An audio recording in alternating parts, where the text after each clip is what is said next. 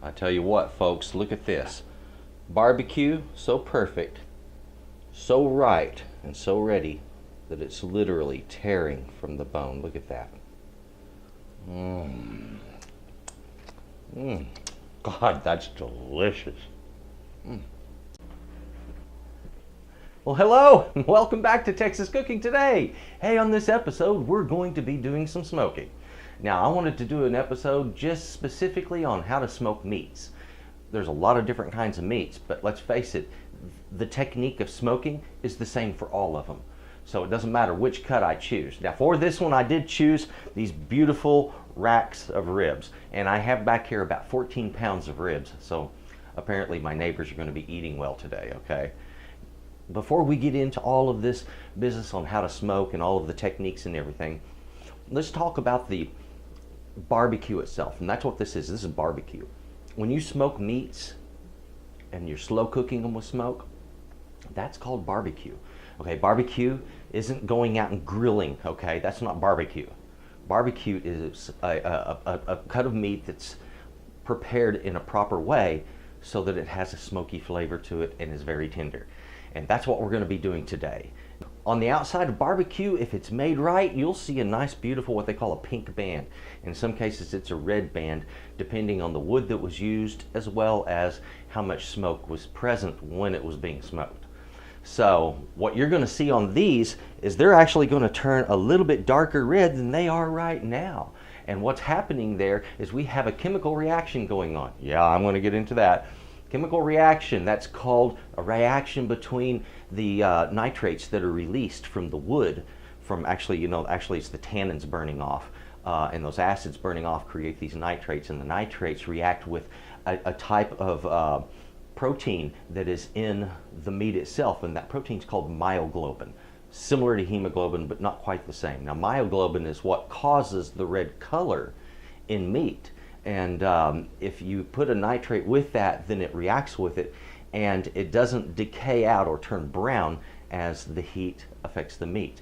Okay, so what we have is we have something that's preserving color in the meat at the same time that we're cooking it. So when you're making barbecue and you see that red band, it doesn't mean that your meat isn't cooking. It means that it's smoking properly. Okay, so I'll tell you what, let's take a look at these, let's learn about them. Let's learn about how to remove that skin on the back of them and get busy barbecuing. Come on over.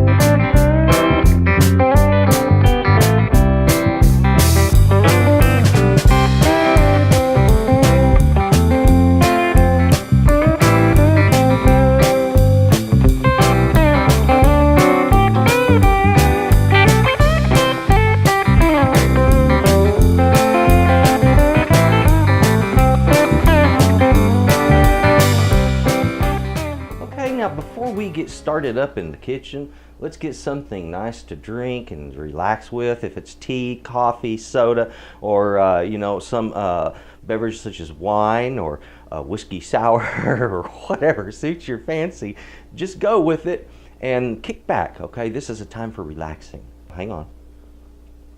Oh, that's good. I wanted to talk about these pieces of meat that we have here. I actually have a right and a left side.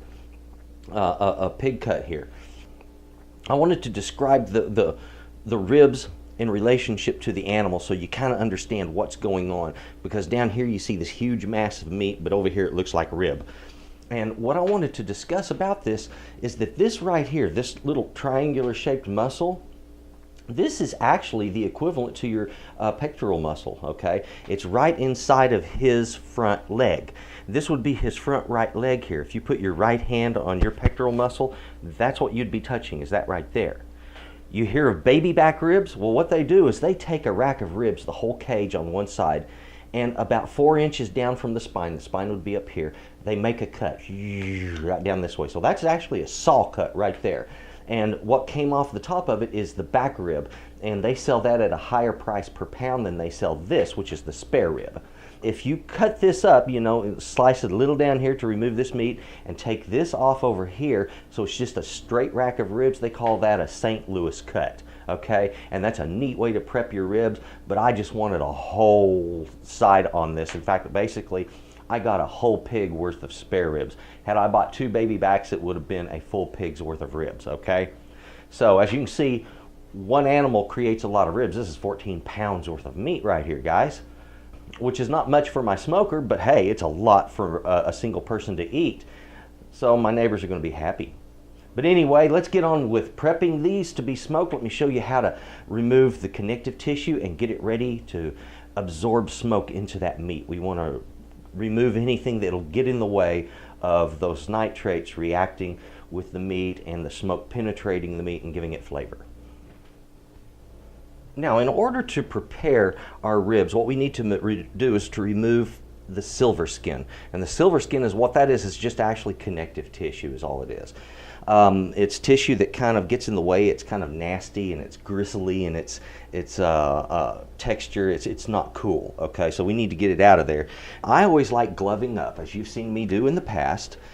So that's what I'm going to do right now. Maybe. There we go. I do this for a couple of reasons. A, it is sanitary. Okay, it allows me to not worry about transferring pathogens from this to any place else in the kitchen because I can pull these right off and that's done with it, okay? What we need to do here is to remove the silver skin.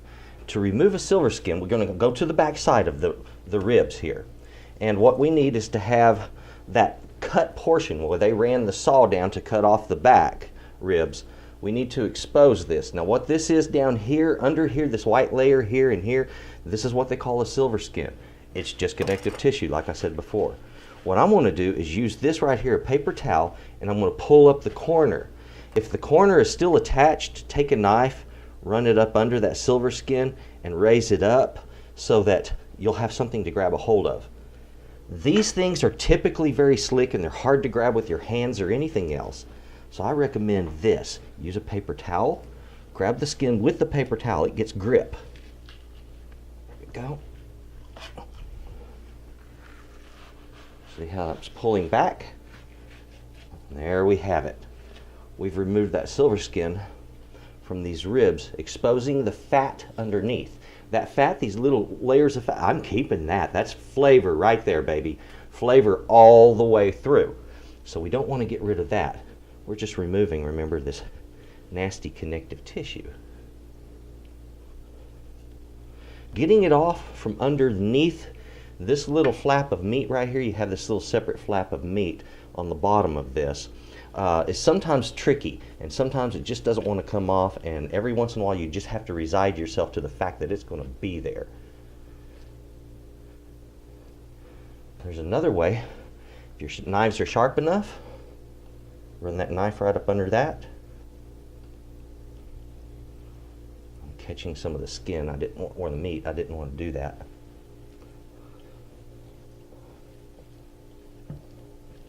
See there, it's tearing the meat. That's what I'm talking about. Sometimes it'll really give you hell removing this bottom one.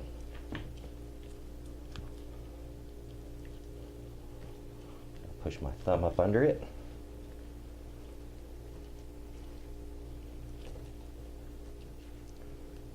This is one of the reasons a lot of times butchers won't do this. It's an extremely time-consuming thing. And if you want it done, it's going to be kind of up to you. Now, get that knife under the edge here. Cut off what I have left.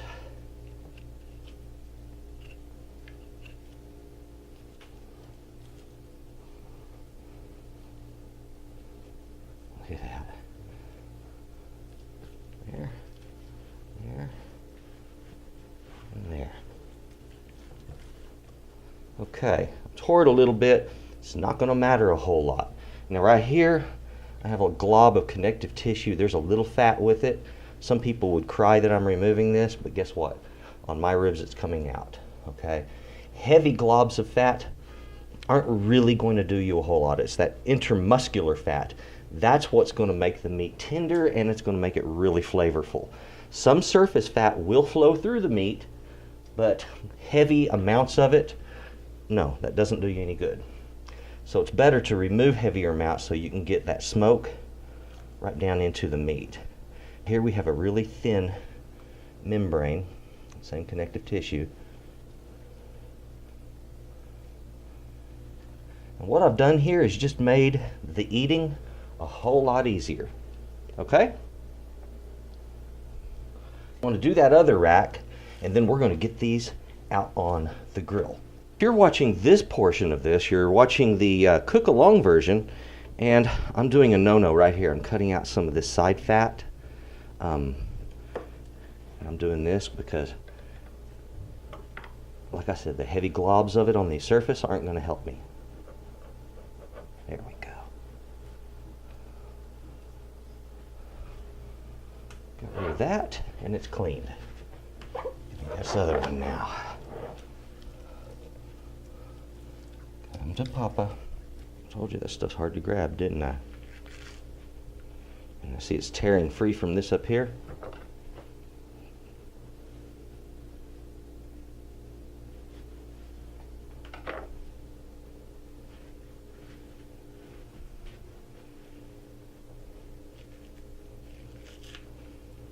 Go. I want to get it as one whole piece if I can. Usually goes better that way.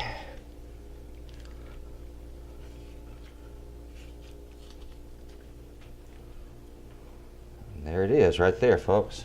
Removed. Our fat is exposed. Okay, these are ready to go on the grill. I just need to get them out there, get those cooking. Let's get at it, folks. Again, for those of you who are watching this as a cook-along video, I want to show you a little trick. What I'm doing is I'm over here at the sink. You can't see me, but I'm gathering up fat, okay? One of the things I like about this type of glove, and this is a lot, this usually works really well, pull it off just like this, pull this one off just like this. All of your mess is right inside of there, folks, okay? Everything. Easy to throw away, easy to clean up. My hands are clean, ready to move on to the next thing. Okay guys, we're out here with my smoker. Now as you can see, this is a very old, kind of beat up offset smoker.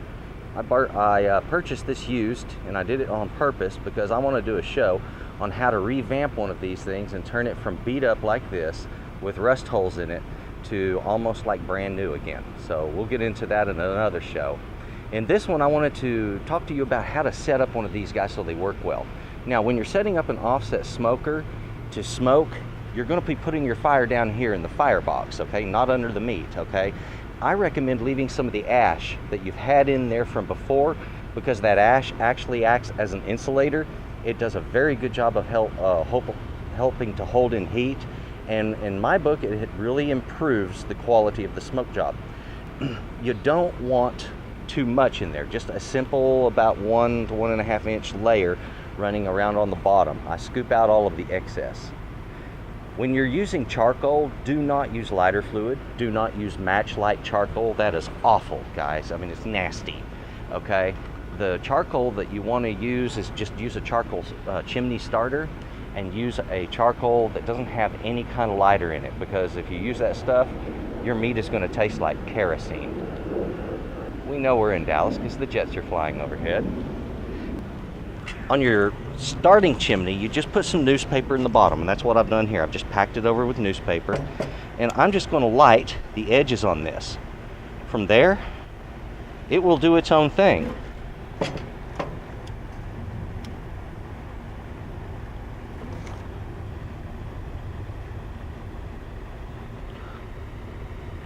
There we go.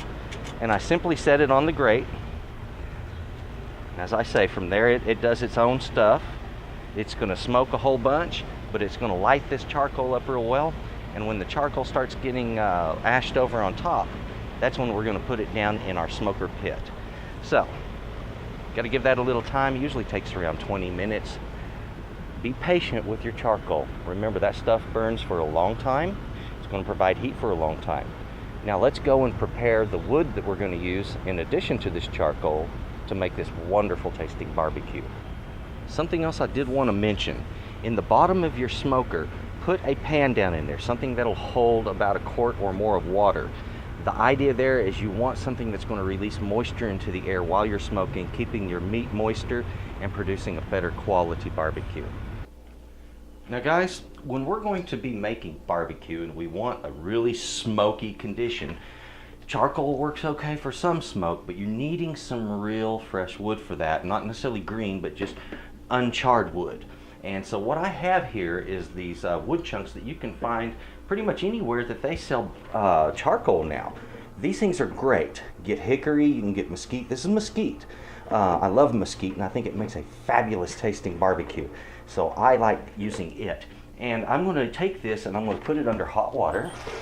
So I'm just going to fill this up with hot tap water, and we're going to let it soak in. Now I've heard some people come straight out to me and say, well, I don't like doing that because when I put that wet wood on my charcoal, it puts out my fire. Now if that's the way you're doing it, then yeah, you're right, it's probably going to put out your fire. So what I'm going to recommend is that you take these wood chunks after they've soaked for about 30 minutes and put them around the edges of your fire, on the sides. That's the way I'm going to be doing it here in a little bit. We'll show you that. And when you put this around the sides, what it does is it slowly sits there and smolders, and it doesn't light up very easy. So instead of it flaming up and just burning off, you get this longer, slow, smoldering effect from the wood. This moisture really aids in that, okay? And it really aids in producing a far, far better quality and far better flavor of barbecue. Some people that do barbecue will say, well, just go out and get some logs. You know, get some mesquite logs or some hickory logs or pecan or whatever flavor it is you like. But the thing of it is not everybody has that access, and pretty much the places that sell, like I said, that sell charcoal will sell this stuff also, and this works great. This technique works great, and it'll save you trouble from having to find logs or store them, especially if you don't own a home. If you're in an apartment, this will work well for you. As you can see, we have white on top of the charcoal there, so I'm going to take that guy and I'm going to pour it right down into our firebox, right down over here. Right now it's throwing off a little bit of ash. That's some of that leftover paper. Let's not lose any sleep over the ash, all right?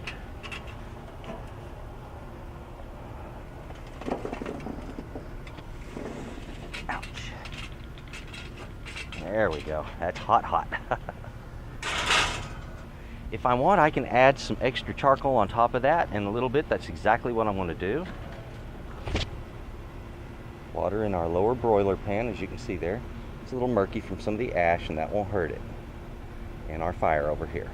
Brought out our wood that has been soaking in water. We got a couple of sets of tongs. Our meat's ready to go here. I've just finished adding a little bit more charcoal to my fire there. You'll see it looks dark on top. I'm going to take some of that soaked wood, and as I mentioned before, we're placing it around the edge. We're not putting it right in the middle. This way, it can sit there and just slowly smolder. And I think one more. There we go. Now I'm leaving this open, closing this down. Next thing I need to do is just get my meat on the grate so they can smoke. Now it's just a matter of time. And we're going to want to be keeping this right around the 200-degree mark.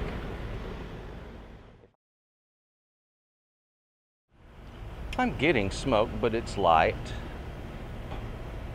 My temperature here is showing right about 220. So that's a good temperature. I just don't have enough smoke in my box. So what I'm going to do is I'm going to turn my attention right over here to my firebox. There we go. I'm actually turning over those pieces that I set in there earlier. They're going to flare up on me. If they do, that's fine, because I'm adding in some more.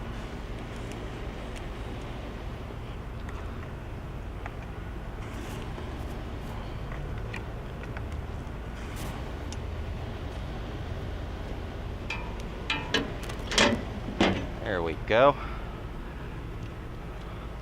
Now it won't take long, and that'll be putting out good smoke. Now something I want to forewarn you about, and this comes with this temperature gauge right here, something that you need to be aware of when it comes to this guy. If that temperature gets up around 300, the color of that smoke is going to go from that nice pretty grayish brown color to a blue color, and it's not going to produce a very good tasting smoke. Keep the temperature low on it. If it's getting too high, all you have to do is close off the fresh air damper right here on the end. Just close this door a little bit, and or close the valve that's letting in air on the cabin. So on that, that's all you have to worry about. I just pulled that in a little bit so it'll get closer to 200 degrees while putting out a good strong amount of smoke. Now we're smoking.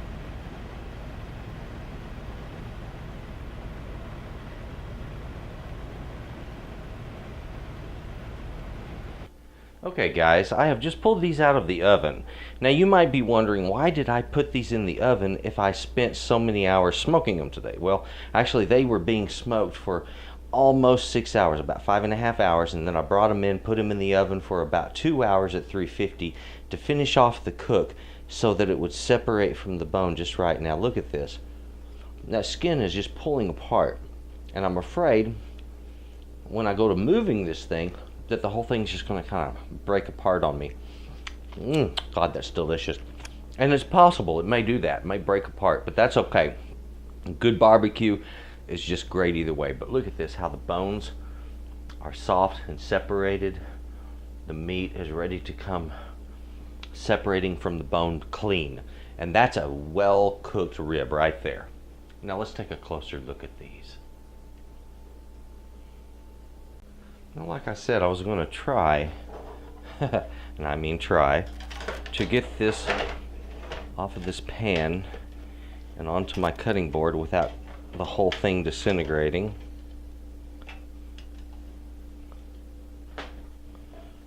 Hey, what do you know? Looky there. And here we have some of the bones that have come off of the end on the back side of this one. And that's just fine. That's perfect and beautiful. It doesn't get much better.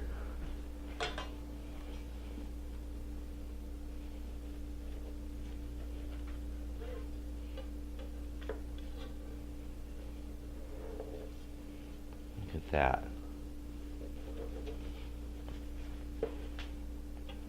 Beautiful. And look at this meat. Look how it comes off of the bone here. Watch this. See that, how it comes clean off of it? That's exactly what you're looking for in a good rib. Oh, looky there. Oh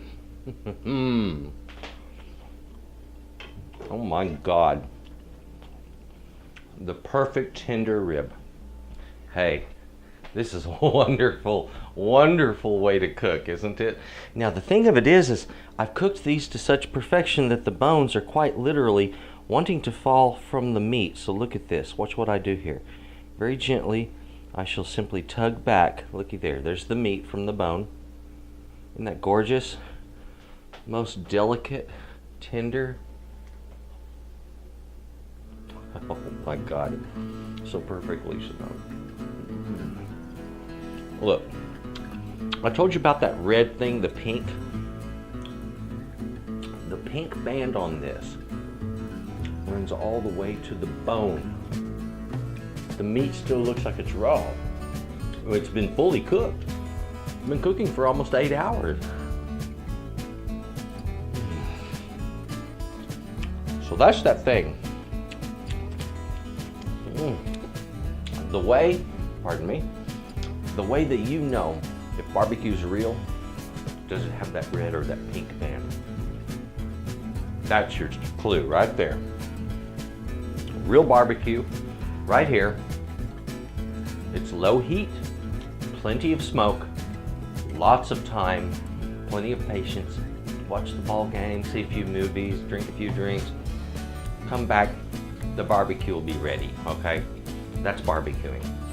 But anyway, I'd like to say thank you very much for watching Texas Cooking Today, for watching this episode of Texas Cooking Today. Thank you.